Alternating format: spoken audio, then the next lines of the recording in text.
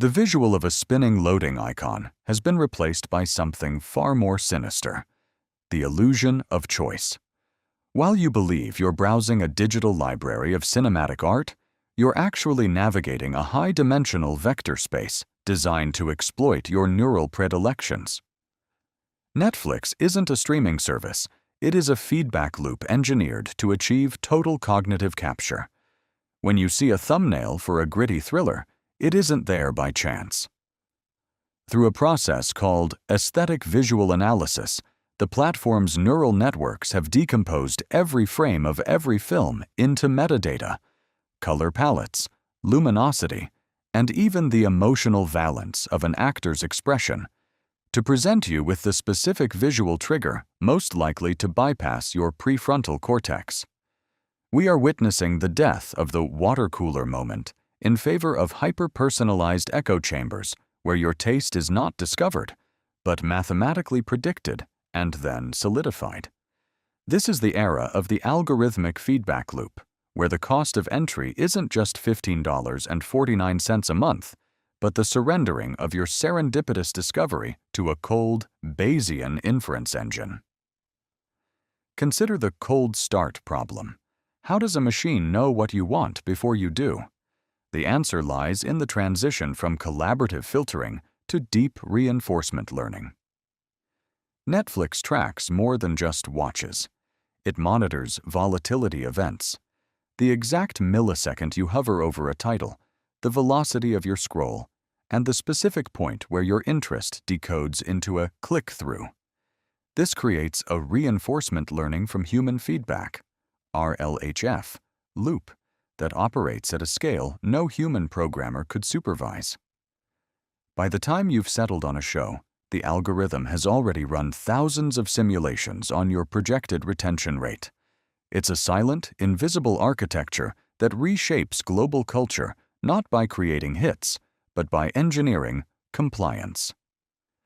The goal is to maximize the lifetime value, LTV, of your attention, ensuring that the friction between boredom and consumption is reduced to near zero.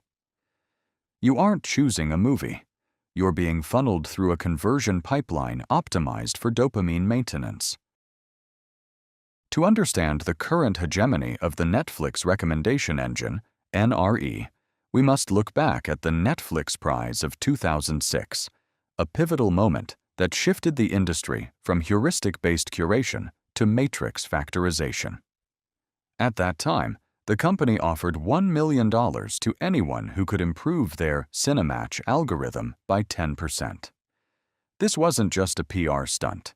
It was a desperate bid to solve the sparsity problem, the fact that most users only rate a tiny fraction of the library. The winning solution didn't just look at what people liked. It identified latent features, invisible threads connecting a 1970s Italian noir to a modern sci-fi procedural.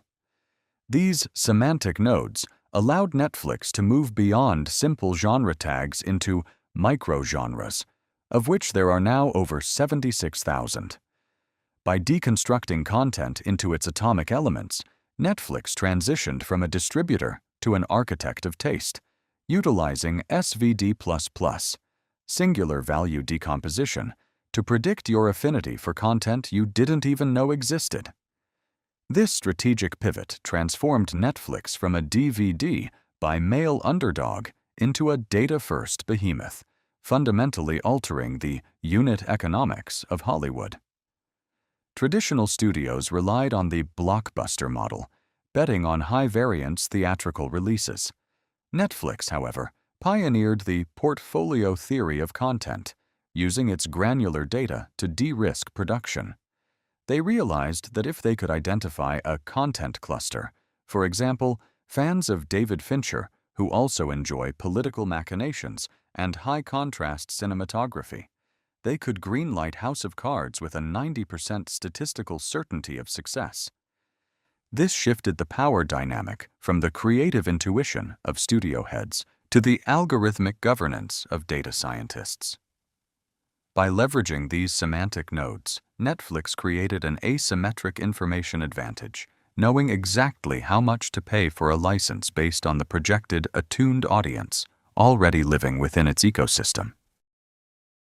The core of the Netflix machine is the interleaving methodology, a sophisticated A/B testing framework that allows them to test new algorithms in real time without degrading the user experience. Unlike traditional testing, interleaving mixes the results of two different algorithms into a single list, measuring which latent items get more engagement. This is supported by a multi-armed bandit architecture, which treats every user interaction as an opportunity to either exploit known preferences or explore new ones. To maintain a high net information gain, the system doesn't just show you what you like. It strategically injects novelty proxies to prevent filter bubble decay. If the system becomes too predictable, user fatigue sets in, leading to churn, the ultimate enemy of a subscription-based model. Thus, the algorithm is tuned to a stochastic resonance, balancing the comfort of the familiar with the friction of the new to maximize long-term satisfaction, LTS. The sheer volume of data being processed is staggering. Netflix manages over 1.3 billion time series events per day. They utilize Personalized Video Ranker, PVR, and Top N Video Ranker to sort the entire library for every individual user in under 100 milliseconds. But the true dark art lies in dynamic artwork optimization. Netflix generates multiple variations of a show's poster.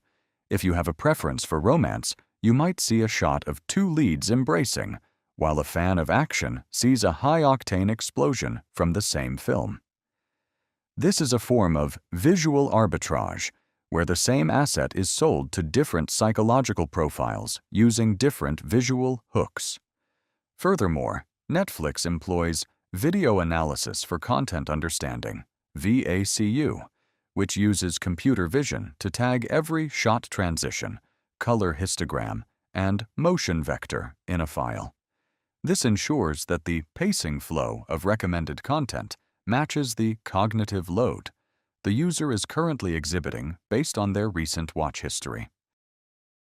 Beyond simple recommendation, the algorithm influences the very production taxonomy of their original content.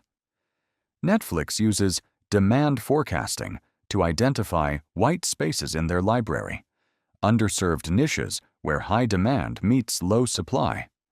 They don't just wait for a script. They use predictive analytics to tell creators exactly which tropes, story beats, and character arcs are currently trending in specific geographic cohorts.